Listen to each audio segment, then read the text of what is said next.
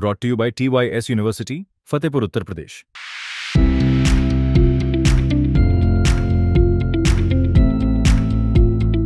Every great achievement starts with a single step. Take yours at TYS University. मैं doctor बनने वाले नए लोगों को, नए स्टूडेंट्स को सबसे पहला मैसेज ये दूंगा कि इस प्रोफेशन में आइए तो कमिटमेंट के साथ आइए। सिर्फ इस इरादे से मत आइए कि मैं इसमें पैसा कमाऊंगा। आजकल नया सेगमेंट खुला है। हाँ, मेडिसिन में बड़ा पैसा। हाँ, एक सक्सेसफुल हॉस्पिटल रन करने के लिए, बिल्ड करने के लिए क्या क्या चैलेंजेस फेस करने पड़ते हैं? बहुत सारे चैलेंजेस हैं। शायद अकेला प्रोफेशन है जिसके अंदर नंबर ऑफ लाइसेंसेस की भरमार है, नंबर ऑफ ऑफिसेज जिनके थ्रू गुजरना पड़ता है, वहाँ ईज ऑफ डूइंग वर्क नहीं है। इतनी ज़बरदस्त लाल फीताशाही है कि हमको समझ में नहीं आता कि भैया हम कर क्या रहे हैं जो इतने सारे लाइसेंसेस चाहिए। हर तरह का लाइसेंस चाहिए। जैसे आजकल मेडिकल कॉलेज में बॉडीज चाहिए होती हैं जिसको कैडवर बोलते हैं। तो अगर हम हिंदुस्तान के अंदर देखें तो लोग बॉडी को डोनेट करना अच्छा नहीं मानते हैं, जबकि डोनेशन देना चाहिए। सबसे पहले तो हमको लोगों के मन से ये डर निकालना होगा, प्रेजेंट जन्म का डर और पुनर्जन्म का डर, कि भैया अगर इस अंग में कोई चीज़ निकाल ली गई तो ऐसा नहीं है कि तुम्हें अगले जन्म में वो नहीं मिलेगी। यहाँ कानपुर में किडनी कांड हुआ भी बड़ा ये बहुत अनफॉर्चुनेट हुआ है इस देश के साथ में। मुझे आज तक ये बात समझ नहीं आई, चूँकि मैं किडनी ट्रांसप्लांट किया है, मुझे कभी समझ में नहीं आई कि बिना परमिशन के, बिना इतना बड़ा काम कोई बिना बताए कैसे कर सकता है। हेलो दोस्तों, मैं आप सभी का बहुत स्वागत करता हूं अपने चैनल स्पॉटलाइट विद निखिल में। आज के जो हमारे गेस्ट हैं, मेहमान हैं, डॉक्टर साहब हैं और बहुत इन्होंने कमाल संभाल रखी है हमारे कानपुर शहर में। फाउंडर हैं नोबेल हॉस्पिटल के और यूरोलॉजिस्ट भी हैं और ट्रांसप्लांट सर्जन भी हैं। 400 से ज़्यादा किडनी का ट्रांसप्लांट कर चुके हैं और भैया 20 साल 22 साल तक चल रहे हैं। करीब 32 सालों से ज़्यादा का अनुभव हो चुका है। कानपुर शहर में आए हुए भी इनको 32 साल हुए हैं। सर, स्वागत है आपका हमारे इस पॉडकास्ट में। Thank you very much Nikhil ji, आपका बहुत बहुत शुक्रिया कि आपने मुझे इनवाइट किया। आजकल क्या कि इंडियन सिस्टम के अंदर पूरे, अगर हम पूरी नॉर्थ इंडिया की इवन बात करें, कि यहाँ पर जो पेशेंट है उसको अपनी डिसीज़ के बारे में बहुत अच्छे से पता नहीं है, वो मेडिकल टर्म्स को भी उतना नहीं समझता है। तो वो एक दफ़ा में जो उसका असली दर्द है ना, जो टेक्निकल पेच होगा, तो पहली बार में तो डॉक्टर साहब को बता ही नहीं पाता है। वो 1 मीटिंग करेगा, 2 मीटिंग करेगा, फिर दोबारा नहीं तिबारा में कभी कभी बताता है। तो आपके साथ हुआ है कभी? शुरू में के करियर में बहुत बार हुआ था, फिर मैंने अपने आप को रिफाइन किया और मैंने ये सोचा कि जो सामने वाला व्यक्ति है, मुझे उसकी भाषा में, उसके शब्दों में बात करनी चाहिए। कंफर्टेबल करना पड़ेगा। तो अगर मेरे सामने कोई बहुत एजुकेटेड व्यक्ति है तो मेरे समझाने का तरीका डिफरेंट होता है, और अगर मेरे पास कोई रूरल आदमी है, कोई किसान है, तो मेरे समझाने का तरीका डिफरेंट होता है। उदाहरण के तौर पे मेरे पास यूरिनरी रिटेंशन के लोग आते हैं, पेशाब जहाँ रुक जाता है, तो मैं उसको ये कहता हूँ कि देखो ये पेशाब एक गंदी चीज़ है, तुम्हारे शरीर में रुका हुआ है, ऐसे समझ लो जैसे नाली जाम है। अब अगर तुम्हारे घर की नाली है, तुम्हारे खेत की नाली जाम होगी, तो तुम्हारा पहला रिएक्शन क्या होगा? जो गंदा पानी भरा हुआ है उसको बाहर निकालना। अगर आप उसको निकालोगे नहीं तो दिक्कत करेगा। तो अक्सर लोग, जब मैं कहता हूँ कि तुम्हें पेशाब की नली डलवाने की ज़रूरत है, तो सब लोगों का, अरे साहब इसके बिना काम चलाइए। बिना कि कैसे तो हमने कहा भैया पानी के बाहर निकलने के लिए, गंदे पानी के बाहर निकलने के लिए जब तक नाली नहीं बनाओगे तब तक क्या तरीका है? कौन सी दवा उसको नाली को बना सकती है? बहुत दफ़ा होता है कि लोग जो है संकोच करते हैं। हाँ, कि ये तो गड़बड़ हो गया। और दूसरी चीज़ क्या है कि इतने ज़्यादा भ्रम समाज में फैले हुए हैं कि अगर एक बार ऐसा हो गया तो जिंदगी भर के लिए नली पड़ जाएगी, फिर हमारा छुटकारा नहीं मिलेगा। हाँ, ये तो नैरेटिव गड़े हुए, बहुत सारे नैरेटिव हैं। जैसे पेशेंट्स बहुत, जैसे इंडियन सिस्टम के अंदर अगर हम बात करें तो पेशेंट्स को बड़ा मेडिसिन समझने की ज़रूरत है।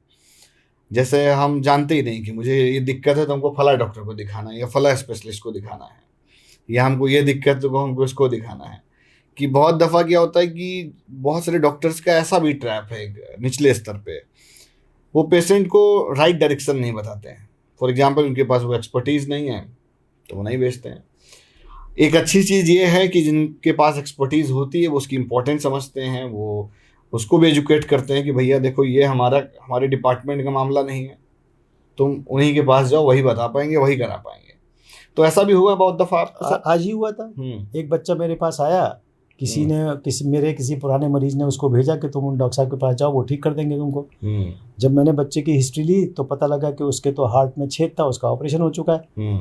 तो मैंने कहा भैया देखो, मैं तो किडनी और पेशाब का डॉक्टर हूँ, तो इसका मेरे से कोई वास्ता नहीं। डॉक्टर साहब का मतलब ऑल इन वन डॉक्टर समझते हैं हाँ। अच्छा, जो हमसे ठीक हो चुका है और जिस परिवार में कोई ऐसी सेवा हम दे चुके हैं, तो वो समझता है कि डॉक्टर साहब सब कुछ कर देंगे। तो मैंने उसकी तुरंत फीस वापस कराई और मैंने कहा कि तुम कार्डियोलॉजिस्ट के पास जाओ, सही जगह जाओ, सही जगह जाओ। तो ये हम डॉक्टरों के लिए ये बहुत ज़रूरी है कि हम इस एथिक्स को तो कम से कम फॉलो करें। हाँ, मैं देखता हूँ कि बहुत छोटे छोटे क्लिनिक्स होते हैं, नर्सिंग होम होते हैं, तो वहाँ पे केसेस खराब हो जाते हैं, और जब तक अच्छे डॉक्टर के पास या किसी एक्सपर्ट्स के पास चीज़ें पहुँचती हैं, तब तक मामला सब गड़बड़ हो चुका होता है, बिकॉज वो इतनी मेडिसिन, इतनी चीज़ें रॉन्ग वे में कर चुके होते हैं कि उसको वापस से करेक्ट कर पाना डिफिकल्ट हो जाता है, बहुत दफ़ा चैलेंजिंग होता है। ये एक बहुत बड़ा कॉम्प्लेक्स सिस्टम है। इसके लिए जब तक हमारी पूरा का पूरा सिस्टम और सारे जिम्मेदार लोग बैठकर एक स्मूथ तरीका नहीं अपनाएंगे, जैसे मैं आज की तारीख में ये महसूस करता हूँ कि हो सकता है ये बात लोगों को पसंद ना आए, हो सकता है आपको भी पसंद ना आए, कि अस्पताल बनाने का अधिकार किसी भी नॉन मेडिको को नहीं होना चाहिए, क्योंकि इथिक्स को खराब करने वाले की चांस, खराब करने का चांस वहाँ ज़्यादा है एज कम्पेयर टू डॉक्टर। सही कह रहे हैं। वो सिस्टम को नहीं समझेगा, वो सिस्टम को नहीं समझेगा, वो उसके एथिक्स को नहीं समझेगा, बिजनेस के पॉइंट ऑफ व्यू से वो बिजनेस का सिर्फ उसका एंगल। डॉक्टर के पास में दोनों एंगल है, और वो ये जानता है कि अगर मैं इस एंगल में ये वाला चीज़ जोड़ दूंगा तो मेरा बिजनेस और बढ़ेगा। जैसे इंडिया में अब लगातार ऐसा देखा जा रहा है कि किडनी डिसीज बड़ा रैपिडली ग्रो कर रहा है, तो क्या रीजन क्या है इसका? बहुत बढ़िया सवाल पूछा आपने। ये एक ऐसी चीज़ है जो जनता तक पहुंचनी चाहिए। दो तरह की बीमारियां होती हैं जो किडनी फेल करती हैं, किडनी खराब करती हैं। एक है मेडिकल बीमारियां। तो मेडिकल बीमारियों में ढेर सारी बीमारियों के अलावा दो हैं जो साइलेंट किलर हैं, एक हाई ब्लड प्रेशर और एक डायबिटीज़। अगर पहली चीज़ तो इन सब चीज़ों का रेगुलर चेकिंग करके ये देखिए कि आपको है कि नहीं। ये उस दिन का इंतजार मत करनी कि जब सर में दर्द हो जाएगा तब चेक कराएंगे ब्लड प्रेशर, जब इफेक्ट आने लगे तब नहीं। हाँ, बड़ा इनिशियल स्टेज में। हाँ, तो आप अपना एक हैबिट डालिए, और ये सब चीज़ें आज की तारीख में, मतलब बॉडी अगर कुछ सिम्टम कर रही है तो इग्नोर नहीं करने का, और सिम्टम से पहले भी चेक करने का। तो ये दो बीमारियां, मेडिकल किडनी फेलियर, दो प्रकार की किडनी फेलियर, एक मेडिकल किडनी फेलियर, एक सर्जिकल किडनी फेलियर। तो मेडिकल किडनी फेलियर में ये दो बीमारियां हैं, अगर इन दोनों को कंट्रोल कर लें तो हम 2/3 किडनी फेलियर को बचा सकते हैं। तो ये कैसे बचेंगे? कैसे? सही समय पर डायग्नोसिस, सही ट्रीटमेंट, रेगुलर ट्रीटमेंट, बेकार के भ्रम जो हैं समाज में फैले हुए उनके पीछे न पड़ना, एक सही डॉक्टर का सिलेक्शन करना और उसकी गाइडेंस में हमेशा दवा लेते रहना, क्योंकि ये दोनों बीमारियां ऐसी हैं जिनकी दवाई रेगुलर जिंदगी भर चलनी चाहिए और हमेशा रेगुलर चेकअप होना चाहिए।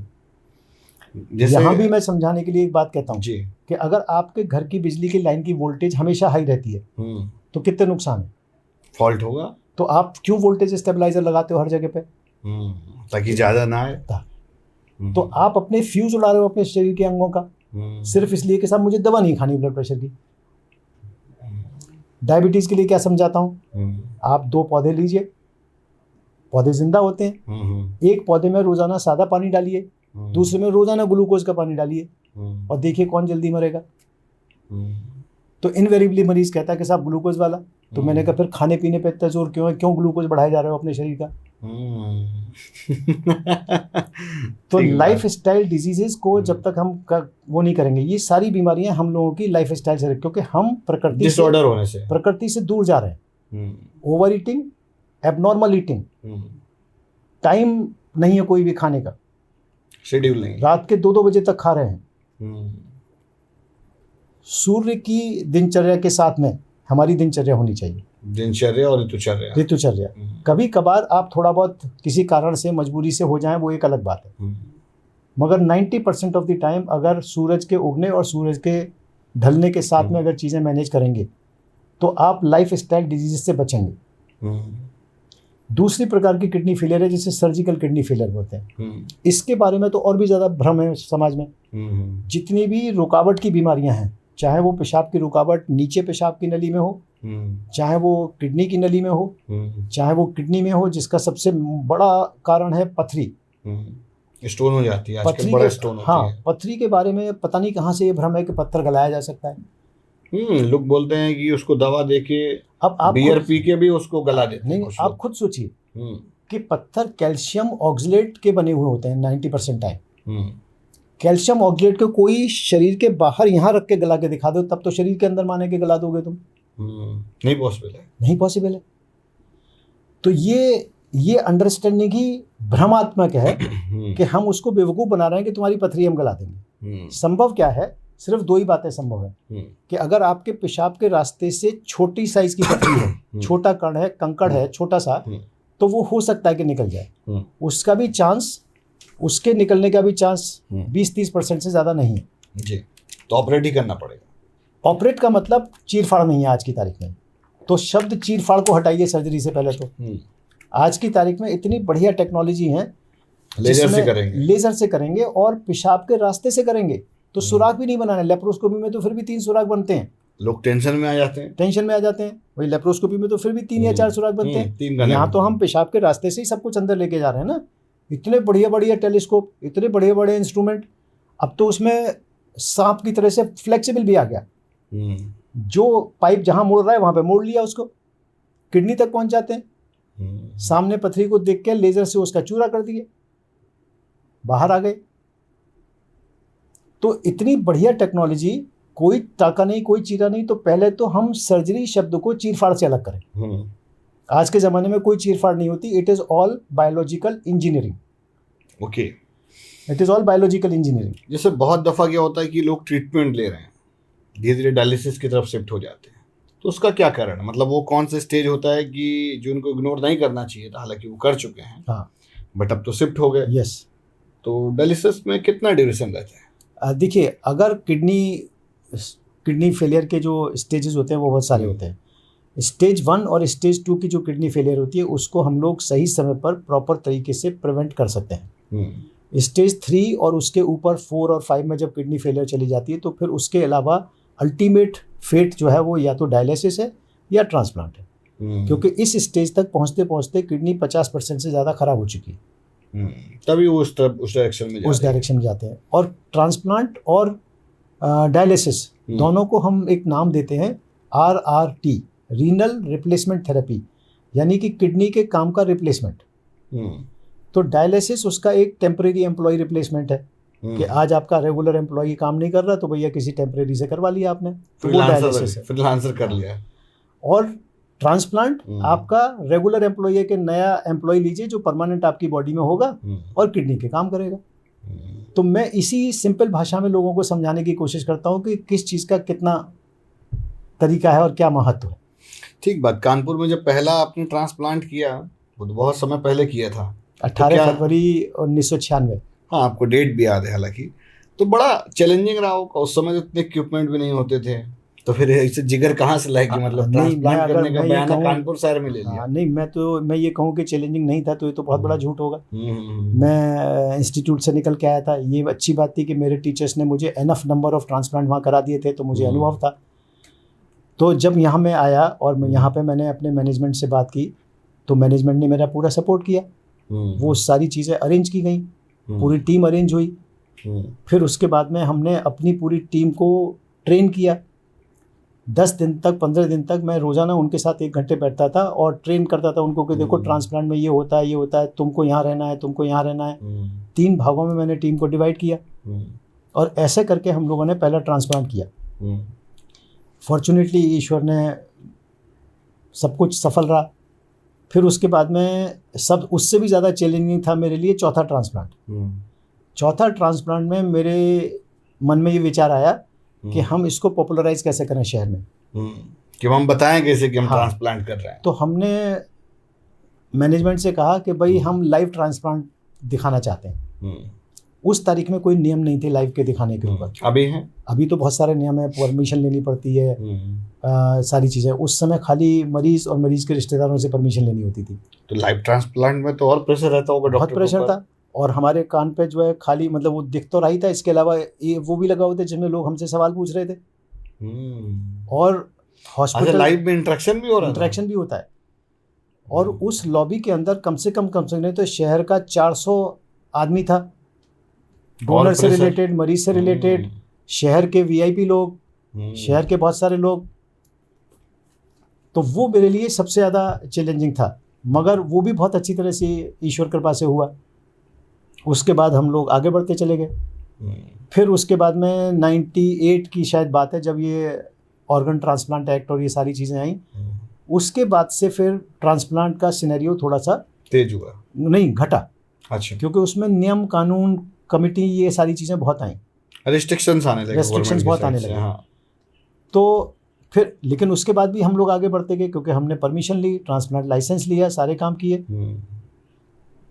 तो ऐसे करके धीरे धीरे करके जब भी किडनी का जिक्र होता है तो लोगों के मन में आता है कि यार किडनी निकाल लेंगे डॉक्टर साहब। ये बहुत अनफॉर्चुनेट अभी हुआ अपने है। यहाँ कानपुर में किडनी कांड हुआ, भी बड़ा ये बहुत अनफॉर्चुनेट हुआ है इस देश के साथ में। मुझे आज तक ये बात समझ में नहीं आई, चूँकि मैंने किडनी ट्रांसप्लांट किया है, मुझे कभी समझ में नहीं आई कि बिना परमिशन के, बिना इतना बड़ा काम कोई बिना बताए कैसे कर सकता है। तो या तो आप जानबूझ के बेवकूफ़ बन रहे हैं, या आपका उसमें इंटरेस्ट है, आप उसके गुप्त सहयोगी हैं उस काम के, मास्टरमाइंड है कहीं ना कहीं। क्योंकि ऐसा नहीं हो सकता कि शरीर पर इतना बड़ा काम कर दिया जाए और आप कहें कि नहीं साहब मुझे तो कुछ पता ही नहीं था। लोग कहते हैं कि मुझे 1 महीने के बाद पता चला कि हमको दिक्कत हो रही है। तो ये हमको कभी आज तक समझ में नहीं आया। मगर आप एक चीज और बताइए कि मतलब ये र्यूमर है, मिथ है, ये रियलिटी है? बहुत दफा क्या होता है कि आप लोग ऑपरेट करते हैं, लोग बोलते हैं कैची अंदर छूट गई। हाँ, ये जो आपने कहा वो कैची नहीं होती एक्चुअली में, कैची शब्द बोल दिया गया है। कोई भी स्टील का इंस्ट्रूमेंट तो लोग उसको कैची बोल देते हैं। हाँ, मतलब यूजुअली कैची नहीं रहती है, आर्टरी फोर्सेप्स होती हैं जो किसी चीज को पकड़ने के लिए इस्तेमाल की जाती हैं। तो जैसे सपोज करिए कि ऑपरेशन के दौरान ब्लीडिंग हो रही है, अब उस समय आपने फट से हाथ लगाया और उसको पकड़ लिया, और जब तक आपने बाकी काम किया, इस बीच में आप या आपका असिस्टेंट भूल गया कि यार ये कैंची निकालनी है अंदर से, यार आर्टरी फोर्सेप्स निकालनी है, तो this is not intentional, this is by mistake. हाँ, मिस्टेक हो सकती है, इंटेंशन वैसा नहीं, इंटेंशनल नहीं होता, ये बाय मिस्टेक होता है। और इसीलिए हम लोगों के ऑपरेशन थिएटर के अंदर पूरा प्रोटोकॉल होता है। एक नर्स जो फ्लोर नर्स कहलाती है, वो एक बोर्ड होता है, उस बोर्ड के ऊपर कितने इंस्ट्रूमेंट लिए, कितने गॉस पीस लिए, कितने ये लिए, वो सबको लिखती जाती है। और फिर जैसे ही डॉक्टर ये कहता है कि अच्छा, वो नोट करती है। हाँ, नोट करती है। और फिर जैसे ही डॉक्टर कहता है कि भैया अब हम बंद कर रहे हैं, तो कहा जाता है काउंट। तो सारी चीजें काउंट की जाती है, पूरा चेक होता है। जब वो एक सिस्टर ये कह देती है कि एवरीथिंग इज ओके, तभी सर्जन फाइनल सूचर लगाता है। अब इस पूरे टीम के कोऑर्डिनेशन में कहीं गलती हो जाए, वो भी बेचारी सिस्टर अगर कहती है कि ओके और रह गया अंदर, इसका मतलब कहीं ना कहीं काउंटिंग में गलती हो गई, मिस्टेक हुई। तो और मैं ये कहूँगा कि सर्जन चूंकि उस टीम का हेड होता है, इसलिए प्राइमरी जिम्मेदारी तो उसकी है, लेकिन ऐसा नहीं है कि बाकी टीम की जिम्मेदारी नहीं है। अनफॉर्चुनेटली टीम भी उतनी उतनी ही रिस्पॉन्सिबल होनी चाहिए। अनफॉर्चुनेटली सारी की सारी जिम्मेदारी सर्जन के ऊपर डाल दी गई है, और कोई उस टीम से कभी इंटरव्यू नहीं लेता कि भाई तुमने अपना काम पूरा क्यों नहीं किया था। सही कह रहा है। जैसे आजकल मेडिकल कॉलेज में बॉडीज चाहिए होती हैं, जिसको कैडवर बोलते हैं। तो अगर हम हिंदुस्तान के अंदर देखें तो लोग बॉडी को डोनेट करना अच्छा नहीं मानते हैं, जबकि डोनेशन देना चाहिए। तो इसको अवेयरनेस किस तरह से की जाए, या आपकी इसमें क्या ओपिनियन है? हमने यहाँ पे ऑर्गन डोनेशन अवेयरनेस प्रोग्राम भी किए हैं, और जो हम लोगों की नेशनल और स्टेट संस्था है ऑर्गन डोनेशन को जो कंट्रोल करती है, उसका एक बार हमने यहाँ प्रोग्राम भी कराया था। उसमें अवेयरनेस वाले काम भी किए थे। सबसे पहले तो हमको लोगों के मन से ये डर निकालना होगा, प्रेजेंट जन्म का डर और पुनर्जन्म का डर, कि भैया अगर इस अंग में कोई चीज़ निकाल ली गई तो ऐसा नहीं है कि तुम्हें अगले जन्म में वो नहीं मिलेगी। ये बहुत बड़ा मिथ है, ये भी बहुत बड़ा मिथ है कि पता नहीं इस बार अगर डोनेट कर दिया तो साहब अगले जन्म में नहीं मिलेगी। अब मैं यहाँ उन लोगों को समझाने की कोशिश करता हूँ कि अच्छा ये बताओ कि आप इतनी सारी बीमारियों के साथ मर जाते हो, तो वो सारी बीमारियां लेके अगले जन्म में जा रहे हो तुम, तो वो जो बड़ा जरूरत है ना, मतलब मेडिसिन एजुकेशन बड़ी जरूरत बहुत है जरूरी है। इंडिया तो में। मैं कहता हूँ कि देखो छोटे छोटे बच्चे 2-2 महीने के बच्चों को बीमारी हुई, तो क्या हम ये मान के चलें कि उन्होंने पुराने जन्म में बुढ़ापे में इस चीज़ का ऑपरेशन नहीं करवाया था, ये ठीक नहीं करवाई थी, इसलिए हो गई ये बीमारी? तो क्या हम ये मान के चलें? तो हम अपनी तरफ से पूरी कोशिश करते हैं कि किसी तरह से लोगों को ये बात समझाएं कि इन बातों का आपसी कोई संबंध नहीं है। और जो मेन बात है, जो बहुत जगहों पे आप देखने को मिल रही है, कि लोगों को दूसरे व्यक्ति की जान बचाने के लिए दुनिया का सबसे बड़ा पुण्य है, तो उस काम के लिए जो कुछ भी कर सकते हैं उस पर आगे बढ़ना चाहिए। मतलब डोनेट करने की डोनेट करना हाँ, चाहिए। करना चाहिए। आप यूरोलॉजिस्ट हैं, यूरोलॉजी की एक्सपर्टीज रखते हैं, तो ज्यादा केसेस मेल्स में आते हैं या फीमेल्स में आते हैं? या कॉमन केसेस नहीं, कॉमन है, लेकिन यूरोलॉजी प्राइमरीली मेल ब्रांच है। ओके लेकिन ऐसा नहीं है कि फीमेल में और बच्चों में यूरोलॉजी नहीं है। ओके, डिफरेंट टाइप की बीमारियां हैं, उसका इम्पैक्ट अलग तरह से। हाँ, फीमेल की बीमारियां अलग हैं, मेल की बीमारियां बहुत ज़्यादा हैं। मेल वाले में सबसे ज्यादा क्या आती है? सबसे ज़्यादा प्रोस्टेट है और स्टोन है। और एक तीसरी और बीमारी होती है जिसको मूत्र नली का सकरापन बोलते हैं, कि मूत्र नली कहीं ना कहीं सिकुड़ गई। तो ये सब मतलब बहुत दिनों तक लोग अवॉइड करते रहते हैं। ये अवॉइड क्यों करते हैं मुझे नहीं मालूम। यहाँ पे मैं लोगों को कभी कभी मजाक में समझाने की कोशिश करता हूँ कि यार तुम्हारा जल निगम बिगड़ा हुआ है, तो इस जल निगम को यार सही करवा लो, वरना सारा पानी भर जाएगा तुम्हारी बॉडी में, गंदा पानी, गड़बड़ा जाएगा मामला। अच्छा, इसका क्या कनेक्शन है कि कभी एक किसी ऑर्गन में प्रॉब्लम थी, धीरे से उसका दूसरे में इफेक्ट हुआ, फिर तीसरे में इफेक्ट हुआ, फिर मल्टी ऑर्गन फेलियर हो गया, जरूरत एक डॉक्टर की, फिर 4 डॉक्टर लगाने पड़े। यस, ये यहाँ पे वही चीज़ है कि देखिए हर बीमारी अपने अपने अंग यानी अपने परिवार के अलावा पड़ोसियों को और दूसरों की अफेक्ट करेगी तो सही, कभी ना कभी। तो इसको ऐसे मान के चलिए कि भैया तुमने चूंकि अपने परिवार और अपने बच्चों पे ध्यान नहीं दिया, तो अब उसका असर पड़ोसियों पे भी आएगा, डिस्टेंट रिश्तेदारों पे भी आएगा, सराउंडिंग पे भी आएगा।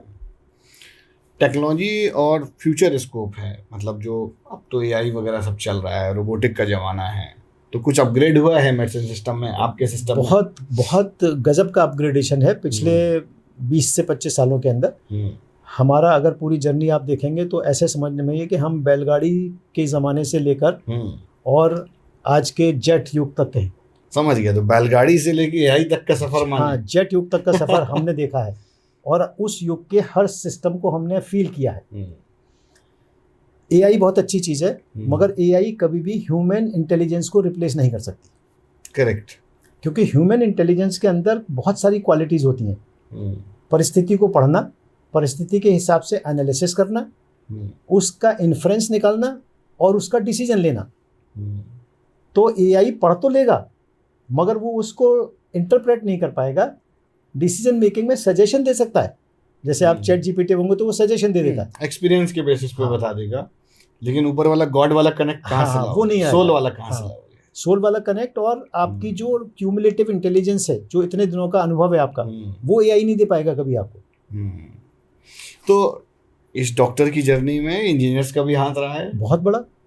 अगर इंजीनियर्स, आप डॉक्टर्स इंजीनियर्स को थैंकफुल देते हैं कि भैया ये वाली मशीन बना दी, बहुत बढ़िया किया। ऑलवेज हम लोगों की जो वैसी वाली कॉन्फ्रेंसेस होती हैं उनमें हम हमेशा ये कहते हैं कि if you would not have made this machine we would not have been able to do this. Correct, कि अगर होता नहीं तो कहाँ लेकिन कर डॉक्टर की डिमांड होती है। डॉक्टर और उनके बीच में जो इस तरह के इंस्टीट्यूट्स हैं जहाँ पे ये चीज़ें हो रही हैं, रिसर्च हो रही है, वहाँ पे बहुत अच्छा इंटरेक्शन है। हम उनको बताते हैं कि यार देखो हमको ये प्रॉब्लम्स हो रही है, इस प्रॉब्लम का तोड़ निकालो, बना के दो। हाँ, तो बैठ के डिस्कशन होता है, वो अपने सजेशन देते हैं, हम अपने सजेशन देते हैं, उसमें से जो मोस्ट प्रैक्टिकल सोल्यूशन होता है उस पर आगे बढ़ते हैं, रिसर्च होती है। टेलीमेडिसिन और डिजिटल हेल्थ को आप किस नजरिए से देखते हैं? मतलब कुछ बर्डन कम कर पा रही हॉस्पिटल पे टेलीमेडिसिन या बढ़ा रही है? नहीं, मैं एक्चुअली मैं कहता हूँ कि हर टेक्नोलॉजी के एडवांटेजेस हैं और डिसएडवांटेजेस हैं। अनफॉर्चुनेटली ह्यूमन बीइंग एक अकेला है जो इसके एडवांटेज और डिसएडवांटेज के बीच में डिफरेंशिएट कर सकता है। अगर आप मैथमेटिकल सोच के साथ चलेंगे तो इन सब के नुकसान है। अगर आप एक स्पेक्ट्रल सोच के साथ चलेंगे कि भैया इसमें से ये अच्छा है ये ले लो, इसका ये हिस्सा खराब है, ये मत लो। तो अगेन ह्यूमन इंटेलिजेंस। तो ये सब टूल्स हैं। जैसे रोबोट एक टूल है, रोबोट थोड़ी सर्जरी करता है। उस टूल को चलाने के लिए ह्यूमन इंटेलिजेंस चाहिए। वो आपके काम को आसान बना देगा। ड्राइव तो आपको करना है, कंट्रोल आपको रखना है उस पे। आपको शायद मालूम होगा मेरे हॉस्पिटल में रोबोट है। सुना हुआ है।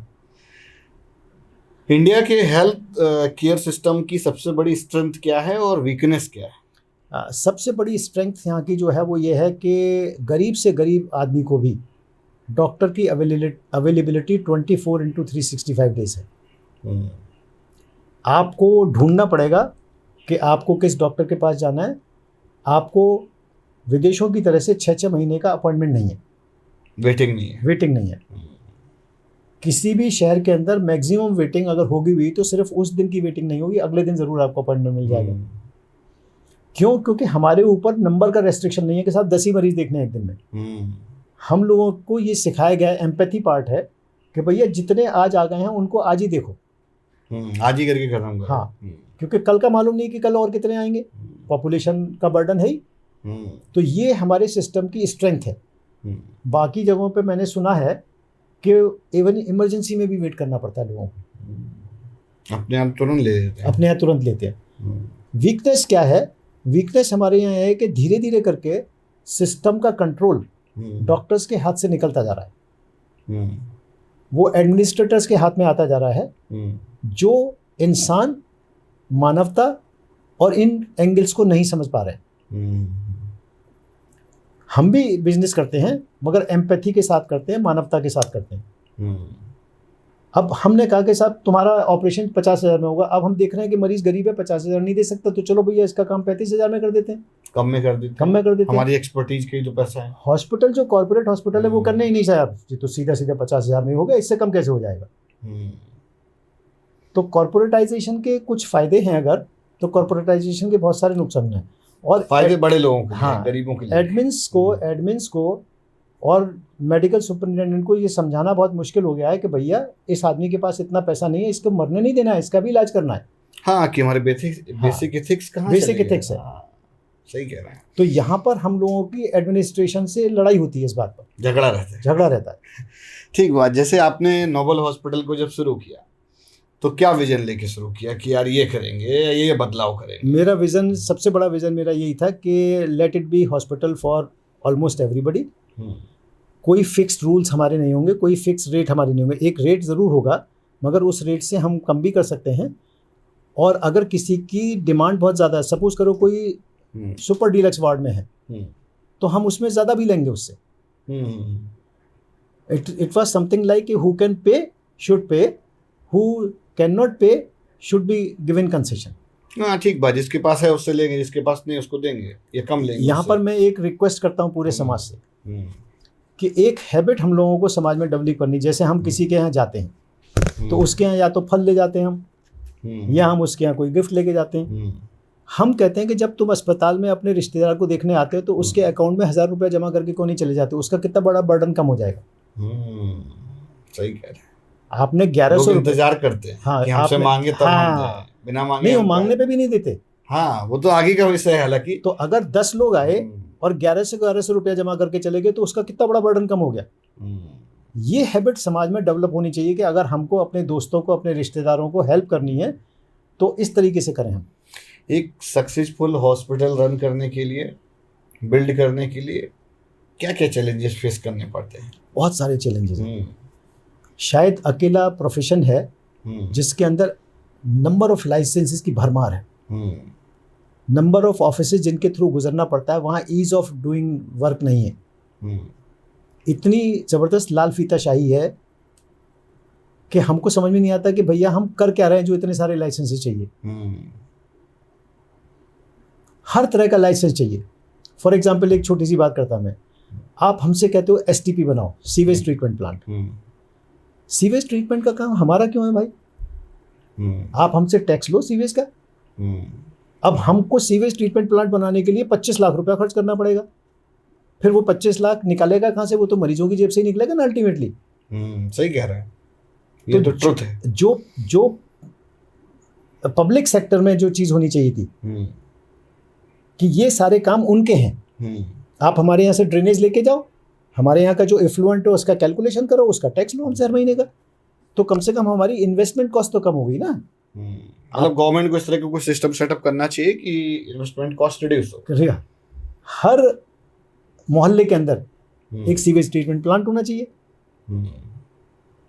आप हर एक से टैक्स ले लो भाई, तो इन्वेस्टमेंट कॉस्ट तो कम हो जाएगी सबकी। इसीलिए हॉस्पिटल्स के अपने अलग अलग स्टैंडर्ड हैं, इनको इतना इन्वेस्ट कर रखा है, राइट। जो डॉक्टर बनना चाहते हैं उनको क्या मैसेज देना चाहिए?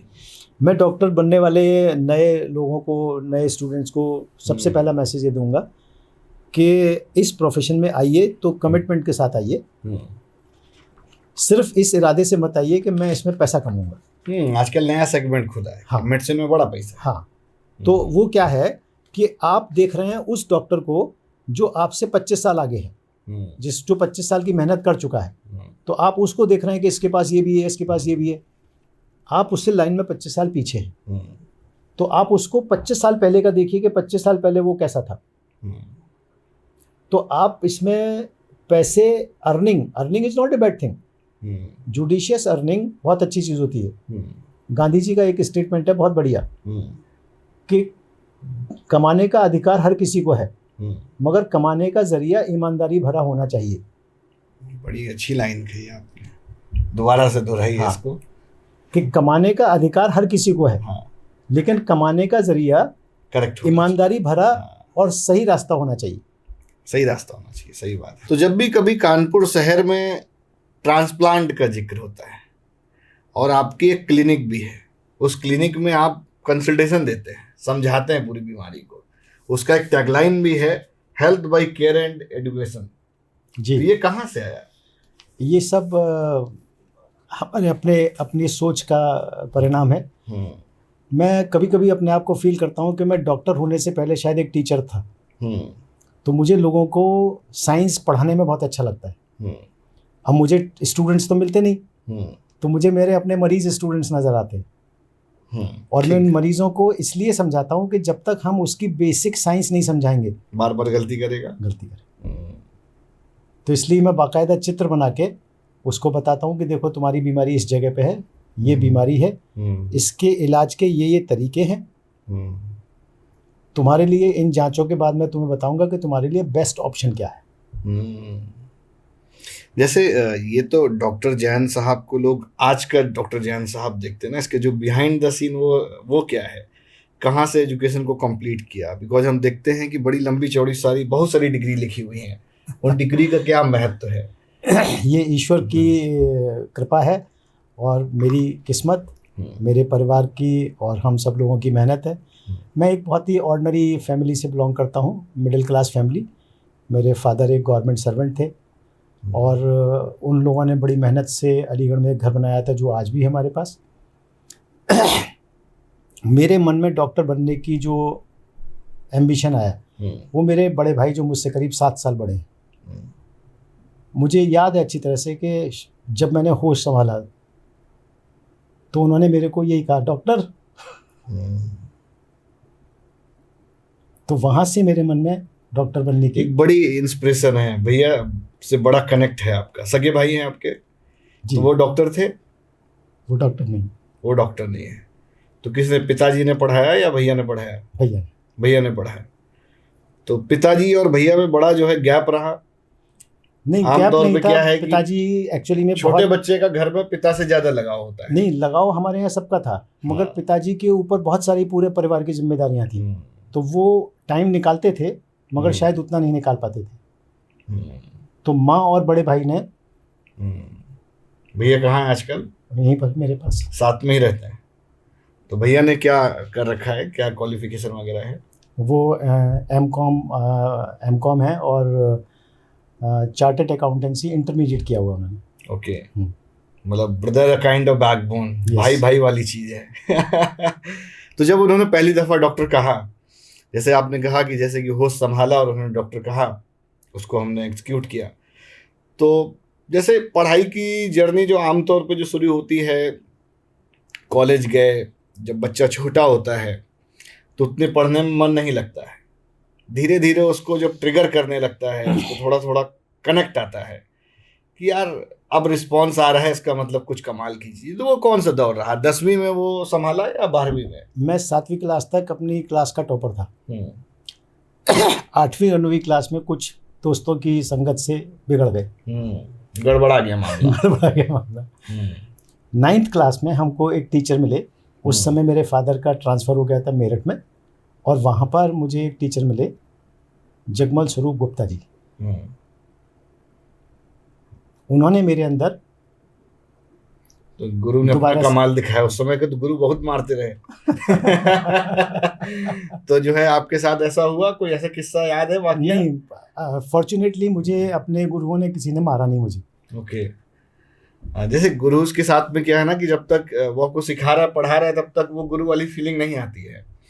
जैसे ही आप उससे दूर हो जाएंगे थोड़ा सा, तब वो एक गार्जियन की तरह जो एक अम्ब्रेला होता है, तब उसका एहसास होता है। यस, उससे पहले भी मेरे लाइफ में जो प्राइमरी टीचर्स थे, वो भी 4-5 टीचर्स का नाम मुझे अच्छी तरह से याद है, वो भी बहुत अच्छे टीचर्स थे।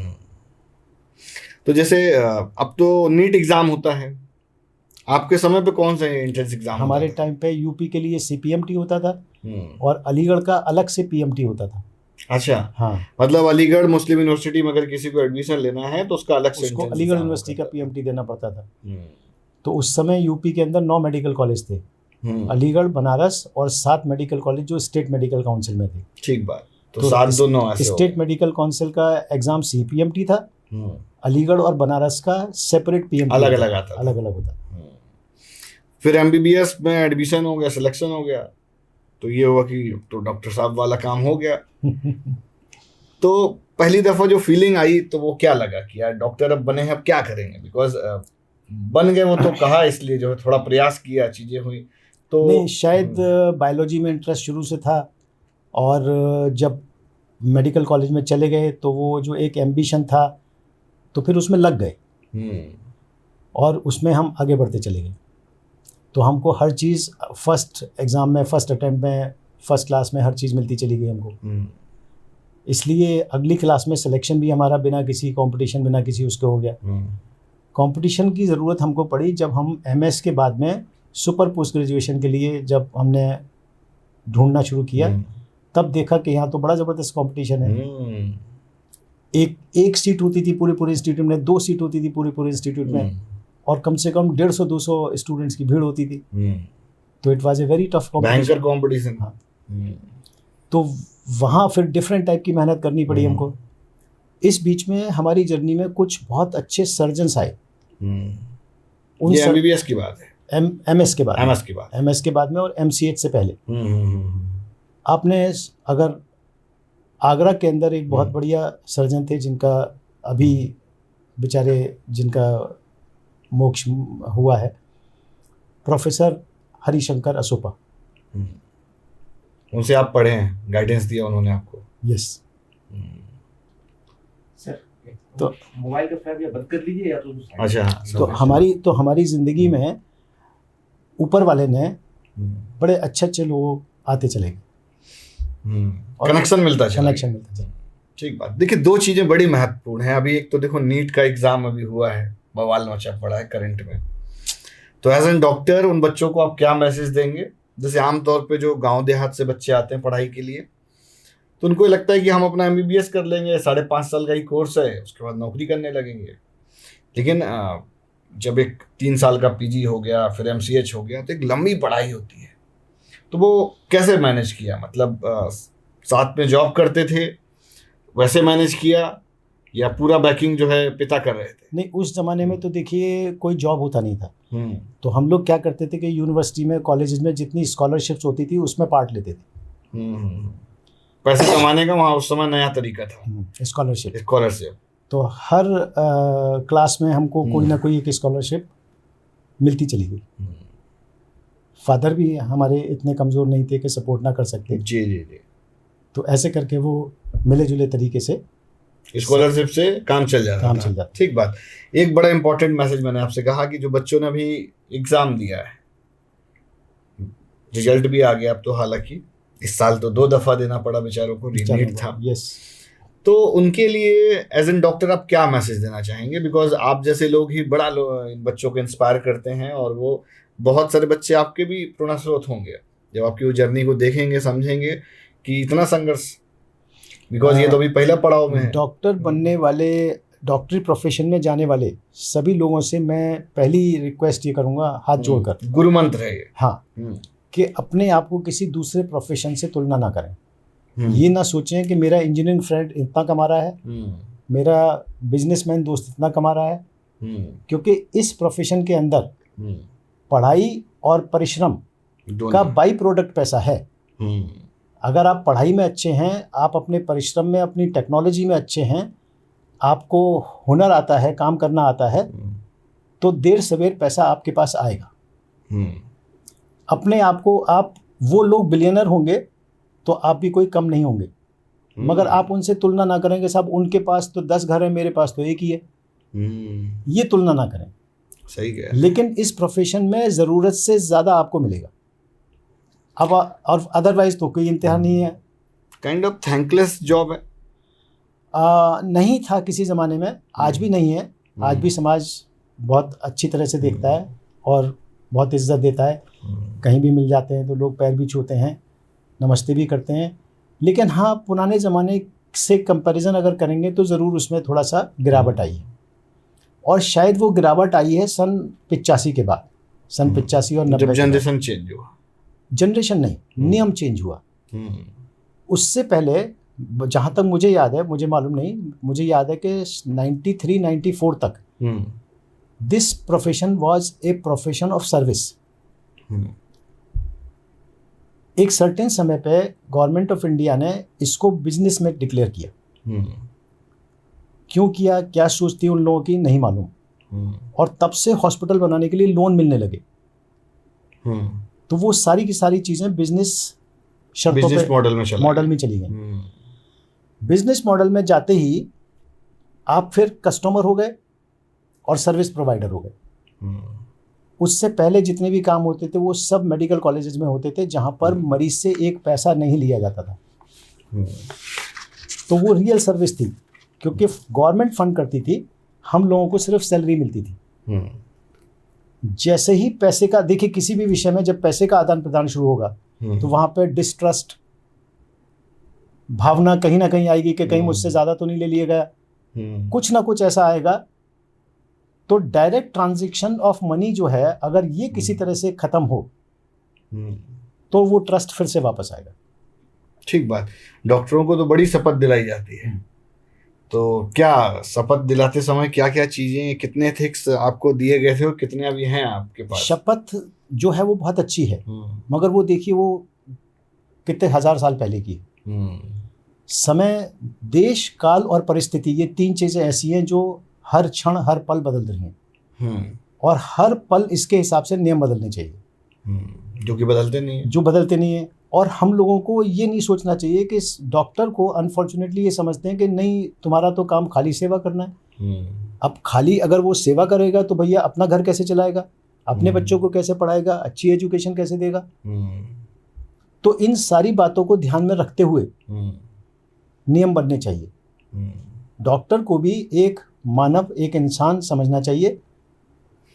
कैपिंग सिस्टम कॉमर्शियल में होना चाहिए, यस, ताकि गवर्नमेंट उसको कैप कर दे, ताकि उसका पैरामीटर सेट रहे। हाँ, कि इतना ही इस चीज का जांच का पैसा लगेगा, बस इतना ही फैसिलिटी रहेगा। बिकॉज उसमें एक बेसिक मिनिमम मार्जिन रहे। यहाँ मैं अपने एक दिल की एक बात कहना चाहूँगा। मैंने इंश्योरेंस सेक्टर को पिछले 20 साल में देखा है जी। जब इंश्योरेंस सेक्टर आ रहा था तो हमको लगता था यार अब मरीज से हमको आर्गुमेंट नहीं करना पड़ेगा, मगर इंश्योरेंस सेक्टर शुरू के कुछ साल तो बहुत अच्छा चला। पिछले 1.5-2 सालों से इंश्योरेंस सेक्टर ने और ज़्यादा डिस्ट्रस्ट की भावना पैदा की है। इंश्योरेंस दे देते हैं बट क्लेम नहीं मिलता। कैशलेस में अस्पताल के ऊपर और डॉक्टर के ऊपर पूरी जिम्मेदारी लेते हैं। जाने कितने अस्पताल ऐसे हैं जिनके करोड़ों रुपए, बड़ी प्रॉब्लम है, कंपनियों के पास में उधार है। अब एक तरफ तो आपने बिजनेस मॉडल दिया और दूसरी तरफ इतना उधार है, तो बताइए कैसे चलेगा बिजनेस? सही कह रहे हैं। अस्पताल अपने एम्प्लॉयज़ को अगर सैलरी नहीं देगा तो अच्छा एम्प्लॉय कैसे मिलेगा? अभी अगर हम बिजली का पेमेंट नहीं करेंगे तो क्या होगा? कनेक्शन कट हो जाएगा। तो हम लोगों ने इस सिस्टम को एक बहुत बढ़िया बैलेंसिंग सिस्टम नहीं बनाया। डॉक्टर और अस्पताल के ऊपर पेमेंट की जिम्मेदारी नहीं होनी चाहिए।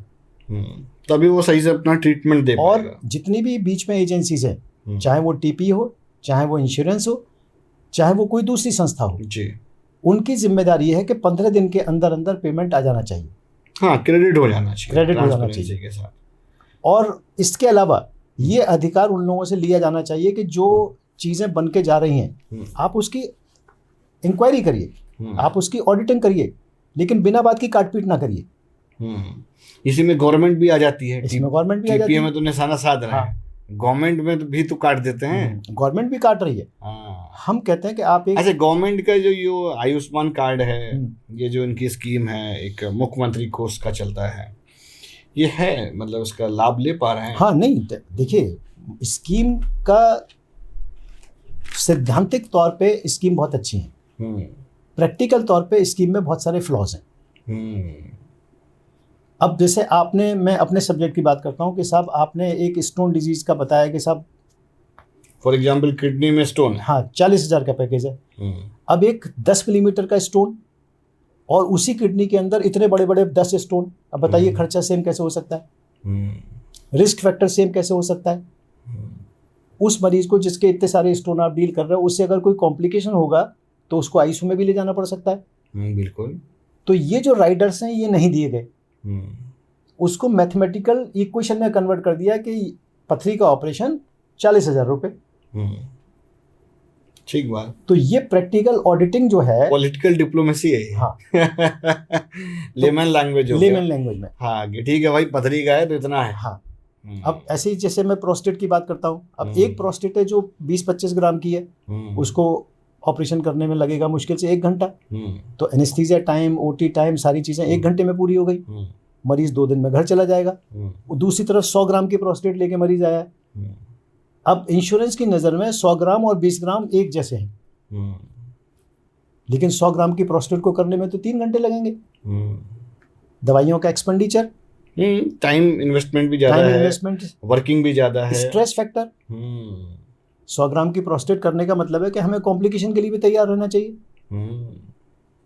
तो ये जो खामियां हैं नियमों की, ये जो खामियां हैं, और रादर मैं नियमों की खामियां नहीं कहूँगा, ये प्रैक्टिकल खामियां हैं।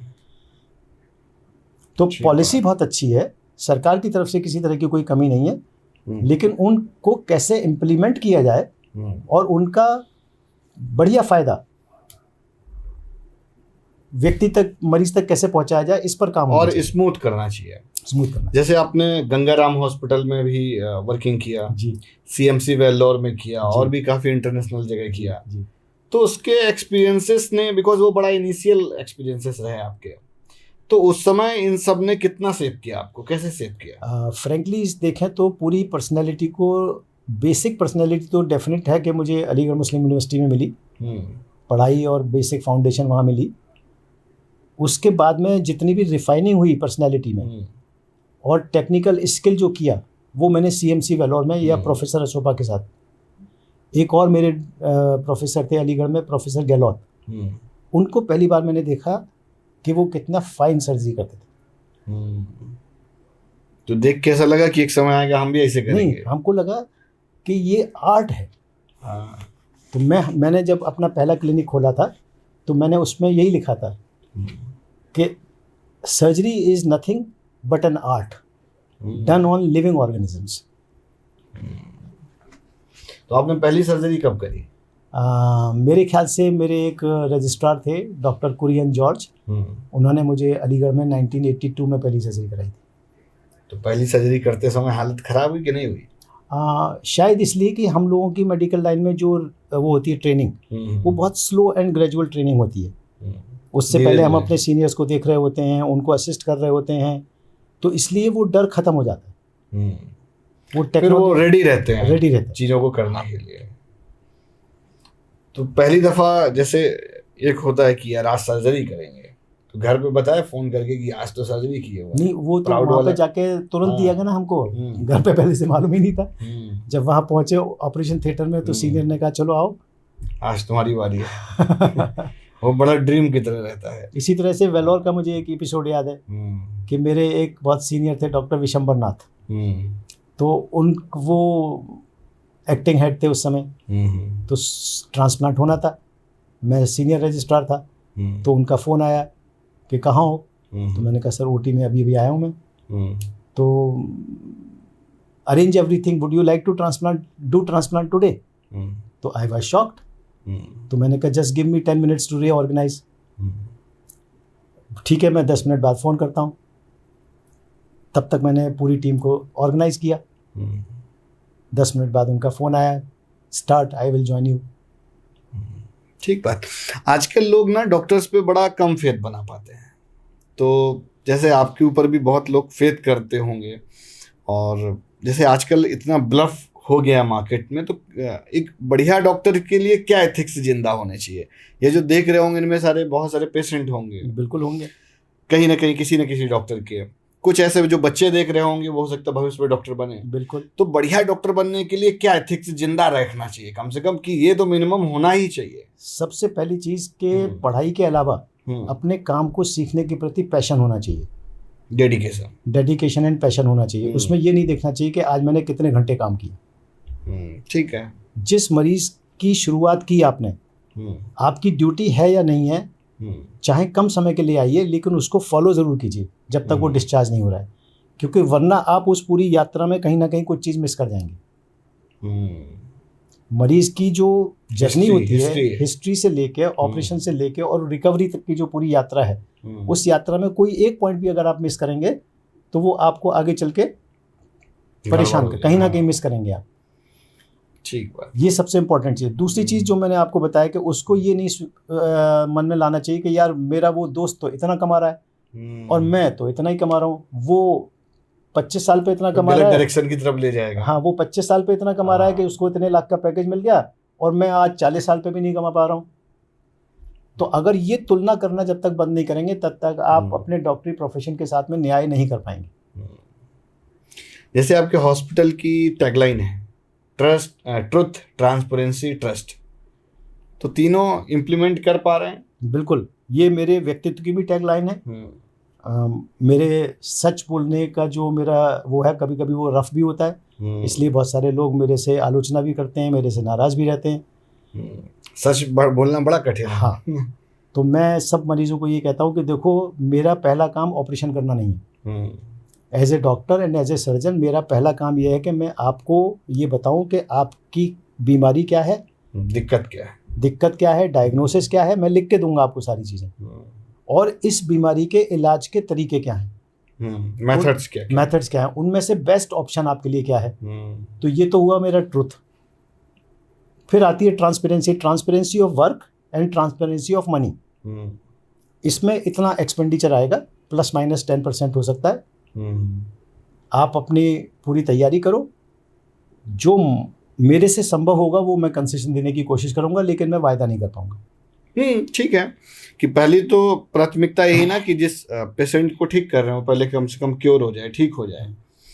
और कहीं मन में एक वो क्या बोलते हैं कि डर नहीं लगा कभी यार कि ये कहीं गड़बड़ा न जाए?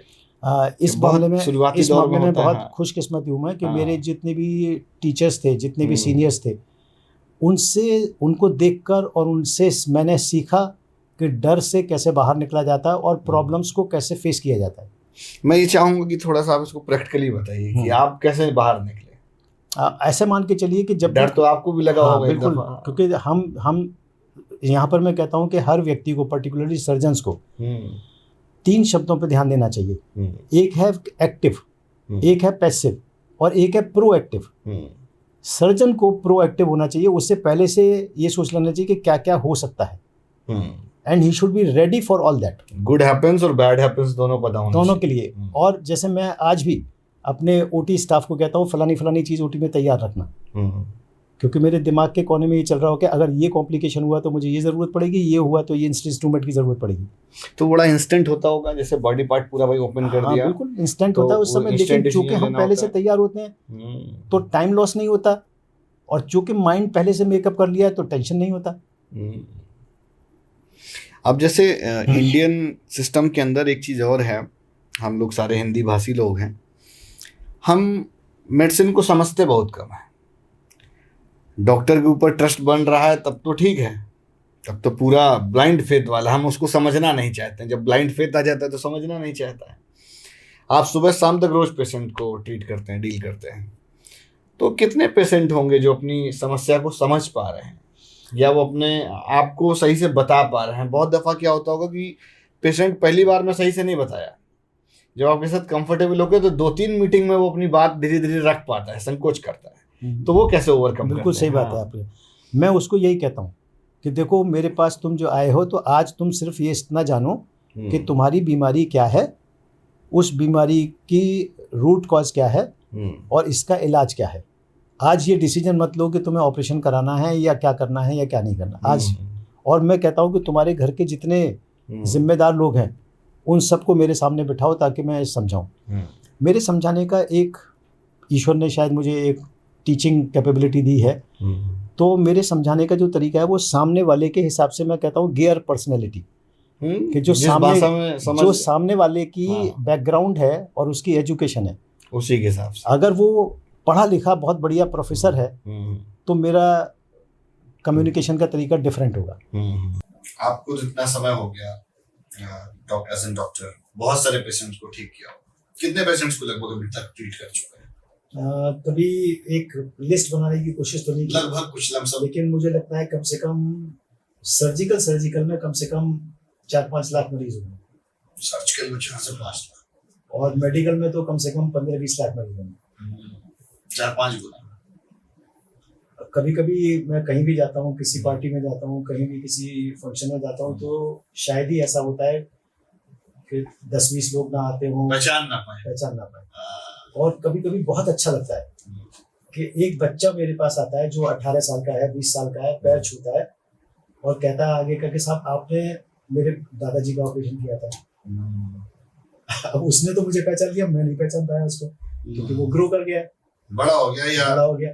बहुत दफा होता है कि जब रोज या वो आके मुझसे कहता है कि साहब आपने मेरा पाइलोप्लास्टी ऑपरेशन किया था किडनी का, जो बचपन की एक बीमारी होती है, उसको मैंने बहुत ऑपरेशन किया है छोटे छोटे बच्चों का।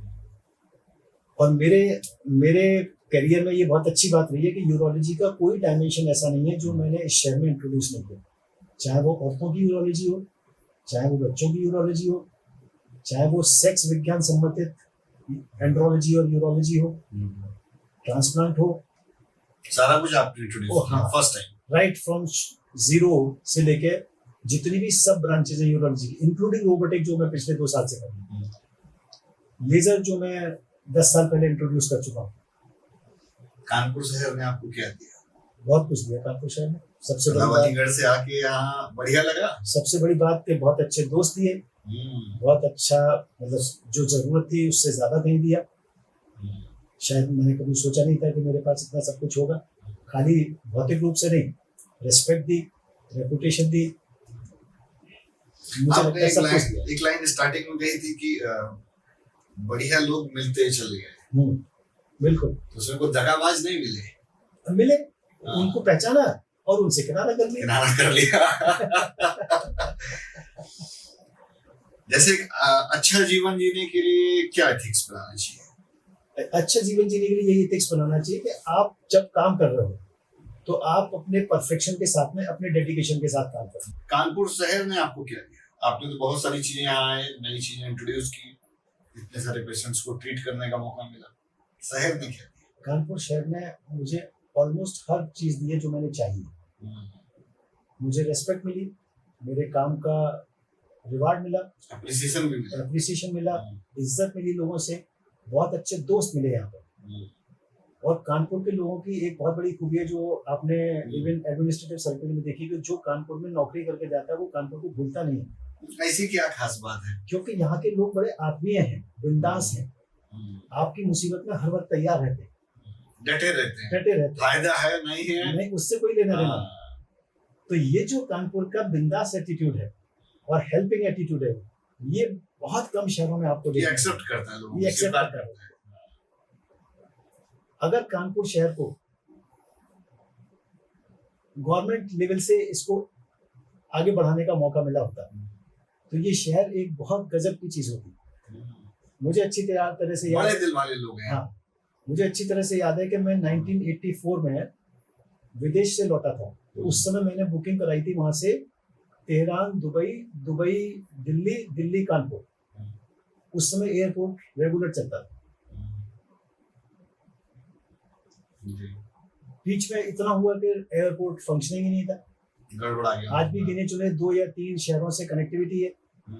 तो अगर कनेक्टिविटी कहीं ना कहीं पीछे छूट गया। कहीं ना कहीं बहुत पीछे छूट गया रेस में। जो एक पुराना ग्रेटिट्यूड था, एक लेवल ऑफ स्टैंडर्ड था, जो एक पुराना शहर का बाहर इंपोर्ट एक्सपोर्ट करने का तरीका था, वो नेक्स्ट लेवल था। आज भी इंफ्रास्ट्रक्चर बहुत अच्छा है, पुराना इंफ्रास्ट्रक्चर, उसको यूटिलाइज करने की जरूरत है। मैंने सुना है कि कुछ बहुत कोई अच्छे ऐसा किस्सा याद है जो कोई कनपुरिया आदमी आपका सुलझाया हो? बहुत सारे हैं कोई एक बताइए। काम। जैसे एक बार मेरे पीछे कुछ लोग पड़ गए थे, तो मेरे एक दोस्त हैं बहुत ही बढ़िया, तो उन्होंने बोला डॉक्टर साहब बताओ कौन है। और उन्होंने मेरे सामने ही फोन मिलाया और उसने कहा आइंदा डॉक्टर साहब की तरफ देखना नहीं तुम। कि पैसा ज्यादा कमा लिया है। एक वो वाला भी करेक्टर रहता ना कि बाहर से आए हुए हैं, हाँ, पैसा ज्यादा बाहर से कमा आए लिया हुए। है। तो कुछ हफ्ता काइंड ऑफ वाला काम हाँ, कुछ ऐसे ही था। तो उन्होंने 2 मिनट में उसको सही कर दिया। उस आदमी ने फिर उसके बाद आज तक पलट के डिस्टर्ब नहीं। डिस्टर्ब नहीं किया। तो कानपुर शहर के लोगों ने हर स्टेज पर हमारी मदद की और मैं उन सभी लोगों का तहे दिल से शुक्रिया अदा करता हूँ। मेरे दोस्त, मेरे सारे जान पहचान वाले जो मेरे यात्रा में मेरे सहभागी रहे, आगे बढ़ाने में मुझे सहयोग दिया और मैं उनकी सेवा कर सका। ठीक बात। बस 2 प्रश्न हैं, क्योंकि काफी समय आपने दिया है। एक तो ये कि आप बड़ा शुरुआत में भावुक हो गए थे अपने भैया को लेकर, तो बिहाइंड द सीन क्या है, क्या चीज भावुक कर रही थी आपको? कोई ऐसी चीज नहीं है, शायद वो एक बचपन का इमोशनल रिलेशन है जो हल्का सा आवाज में आ गया। अदरवाइज उन्होंने हमेशा ही हेल्प की है। आपसे बड़े हैं मुझसे 7 साल बड़े। तो आपको हमेशा आगे के लिए मार्गदर्शन देते रहे। वो उन्होंने सब भोगा, वो आपको भोगने नहीं दिया, है ना? एक अंत में प्रश्न और लेंगे कि अगर हेल्थ मिनिस्टर को अगर कुछ एडवाइस करना हो गवर्नमेंट ऑफ इंडिया की, तो क्या एडवाइस करना चाहेंगे? मेरी हेल्थ मिनिस्टर से और सभी मिनिस्टर हाँ, जो ऐसे गवर्नमेंट ऑफ इंडिया है, गवर्नमेंट ऑफ इंडिया से मेरी रिक्वेस्ट है कि इसको एक ऐसा मॉडल बनाया जाए, पब्लिक और प्राइवेट पार्टनरशिप का एक असल मॉडल बनाया जाए, क्योंकि आप भी जानते हैं दोनों के फ्लॉज क्या है, दोनों के फायदे क्या है। जी। तो जब तक हम उसका एक अमलगेशन करके एक बैलेंस का मॉडल नहीं बनाएंगे, तब तक हम जनता तक पूरी टेक्नोलॉजी और पूरी सुविधा नहीं पहुंचा पाएंगे। तो हर शहर के अंदर गवर्नमेंट हॉस्पिटल्स के पास में सब कुछ इंफ्रास्ट्रक्चर है, उन हॉस्पिटल्स को हमें यूटिलाइज करना चाहिए अपग्रेडेशन के लिए और वहां सर्विसेज दें हम। वहां अनफॉर्चुनेटली इस तरह का सिस्टम है, किसी एक को दोष नहीं है, स्मूथ फंक्शनिंग होनी स्मूथ चाहिए। फंक्शनिंग जो भी होनी चाहिए। स्मूथ फंक्शनिंग नहीं है, कि जो भी मरीज हाँ। वहां एंटर कर रहा है वो वहां से जाना नहीं चाहिए, उसको पूरी सुविधा मिलनी चाहिए। हाँ, कि ऐसा नहीं कि वो ढूंढ रहा है, परेशान हो रहा है, यस, घुमाया जा रहा घुमाया है। जा रहा है उसको। तो अगर हम पब्लिक प्राइवेट पार्टनरशिप के तहत ये काम करें, जैसा कि कुछ ट्रस्ट के हॉस्पिटल्स ने किया है महाराष्ट्र वगैरह में, गुजरात वगैरह में, उसी तर्ज पर अगर हम लोग करें। यहाँ मैं आपको एक बहुत छोटा सा एग्जांपल देना चाहता हूँ कि नाडियाड के अंदर यूरोलॉजी का एक टॉप क्लास हॉस्पिटल है, मुजी भाई पटेल हॉस्पिटल। जी। पूरी दुनिया में यूरोलॉजी का एक्सलेंट सेंटर की तरह से फेमस है। आप सोचिए नाडियाड कितनी छोटी सी जगह है अहमदाबाद के पास। एक ट्रस्ट है, उस ट्रस्ट ने और उसमें काम करने वाले डॉक्टर्स की टीम ने मिलकर उसको इस लेवल तक पहुंचाया। वो डॉक्टर्स ही मिलकर कर सकते हैं। तो डॉक्टर्स को एडमिनिस्ट्रेटिव अथॉरिटी डॉक्टर्स के हाथ में होनी चाहिए। एडमिनिस्ट्रेटिव अथॉरिटी दूसरों के हाथ में होगी तो कभी चीज आगे नहीं बढ़ पाएगी। ठीक बात। तो भाई इस पॉडकास्ट को हम यहीं पर देंगे विराम, और अंत में आपसे चाहेंगे कि एक मैसेज आप अपने जो पेशेंट्स हैं, जो लोग हैं पेशेंट होते नहीं है फिर धीरे धीरे पेशेंट बन जाते हैं, तो उनको आजकल सबसे ज्यादा क्या ध्यान रखना चाहिए? उनको अपनी लाइफ स्टाइल चेंज करनी चाहिए। कम से कम खाना, हेल्दी लाइफ स्टाइल, एबनॉर्मल चीज़ों का ना करना। जैसे नशा बहुत बढ़ रहा है, पान मसाला इतना खराब नशा है इस समय कि जिसकी वजह से बहुत समस्या हो रही है। तंबाकू, सिगरेट तो फिर भी पहले से कम हो गई, लेकिन अब सिगरेट कम हुई तो हुक्का चालू हो गया। शराब का प्रचलन इतना ज्यादा बढ़ता जा रहा है। तो जब तक हम अपनी लाइफ स्टाइल को बैलेंस नहीं रखेंगे और नेचर के नजदीक नहीं रखेंगे, तब तक हम बीमारियों से कभी छुटकारा नहीं पा सकते। मैं कभी कभी मरीजों को कहता हूँ कि अगर आप अपनी लाइफ स्टाइल सुधार लो तो आप मोर देन 50% बीमारियों से जिंदगी भर बचे रहोगे। आपके ऊपर बीमारी हावी नहीं होगी। हावी नहीं। सही कह रहे हैं। तो मैं मैसेज अपने मरीजों को, उनके रिश्तेदारों को, सभी जान पहचान वालों को, सबको यही मैसेज देना था कि आप अपनी, और एक और कंसेप्ट ये जबरदस्ती में पैथोलॉजी वाले के पास जाके रेगुलर हेल्थ चेकअप कर लिया। डायरेक्ट करा दिया विदाउट एनी आपको अपना कंसल्टेशन। फिजिशियन चुनना चाहिए पहले। आप एक डॉक्टर चुनिए जो आपको बताएगा कि आपको किस चीज की जरूरत है। हाँ, वो उसी से पूछ लेते हैं कि भैया तुम ही बता दो। तुम ही बता। कानपुर शहर में आधे से ज्यादा जो मेडिकल वाले हैं वो सब डॉक्टर। हाँ। तो एक अच्छा, जैसे एक जमाना था जब फैमिली फिजिशियन होता था, हाँ, तो वो फैमिली फिजिशियन का कंसेप्ट दोबारा से आना चाहिए। सही कह रहे हैं। आप अपना फैमिली फिजिशियन चुनिए। उस फैमिली फिजिशियन एक महीने में कोई एक दिन ऐसा कर लीजिए जो सारे घर के लोग बैठ के चेकअप कराएं अपना। चेकअप का मतलब ये नहीं है कि सारे टेस्ट कराएं, सिर्फ ब्लड प्रेशर, शुगर, ये सारी चीजें बेसिक जो चेकअप है, बेसिक जो चल रहा है, जिससे कि फिजिक मेंटेन है कि नहीं उससे पता चल जाएगा। जो अपकमिंग सिम्टम्स है वो निकल आते हैं। वेट नहीं बढ़ना चाहिए। यहाँ पर एक और जो मेरे सब्जेक्ट से रिलेटेड चीज है वो बड़ी मजेदार है कि लोग इंडिया में पानी बहुत पीते हैं जरूरत से ज्यादा। क्या बोलते हैं, पानी पियो तो बढ़िया रहेगा, सब मेंटेन रहेगा। तो ये गलत कंसेप्ट है। खाना और पानी दोनों उतना ही लेना चाहिए जितनी आपके शरीर की जरूरत है। रेशियो होना चाहिए। यहाँ तो बता देते हैं कि बंद हो गया क्या, नहीं भी चल रहा, बस खत्म हाँ। हो गया। यहाँ तो बता देते हैं कि और ले लो हाँ। भैया, और पी लो। तो इसमें हमारे डॉक्टर लोग भी दोषी हैं। तो जरूरत से ज्यादा पानी मेडिकल साइंस की किसी किताब में नहीं लिखा हुआ। बता दें किडनी बढ़िया फंक्शन होगी ज्यादा पानी को। किडनी के ऊपर लोड ज्यादा पड़ेगा, गड़बड़ हो जाएगी।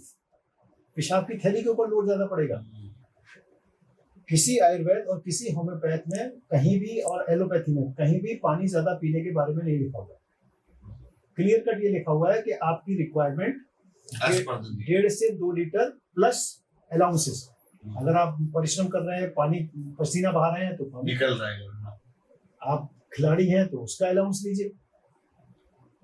बेवजह झींक के ना पियोगे। बेवजह झींक कर नहीं पीना चाहिए और झींक के खाना भी नहीं चाहिए। ठीक बात। तो भाई बहुत अच्छा लगा डॉक्टर जैन साहब से बात करके, और बहुत सारी चीजें बहुत फ्रेंडली वे में बताई आप सभी को।